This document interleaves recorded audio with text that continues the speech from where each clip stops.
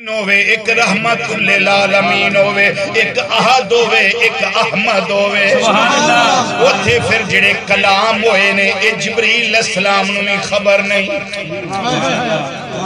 اے انہاں نو بھی خبر نہیں اے صرف کلام کرن والا خدا جانے یا جنہاں نو عطا کیتا گیا ہے اے نبی کریم صلی اللہ علیہ وسلم دی ذات والا تو دا صفات جان دی ہے ہن چوتھی وجہ سنو میرے اللہ نے معراج کیوں کروایا ہے جڑے آسمانی مخلوق والے نے انہاں دا بھی دل کردا ہے حسن و جمال دا پہ کراوے زمین والے دیدار کر دینے پہ کدی تاجدار صداقت آ رہے نے کدی تاجدار عدالت آ رہے نے کدی تاجدار سخاوت آ رہے نے کدی تاجدار شجاعت آ رہے نے کدی بلال ابشی آ رہے نے کدی اشرا مبشرہ آ رہے نے کدی اصحاب بدر آ رہے نے اصحاب احد آ رہے نے کدی مولا کائنات دے شہزادے حسنین کریمین طیبین طاہرین منیرین شریفین مولا سنت مولا حسین رضی اللہ تعالی مجمعین اس سارے آندے نے تے دیدار دیاں دولتاں حاصل کر دینے کدی فجر ویلے کدی ظہر ویلے کدی عصر ویلے کدی مغرب ویلے کدی عشاء ویلے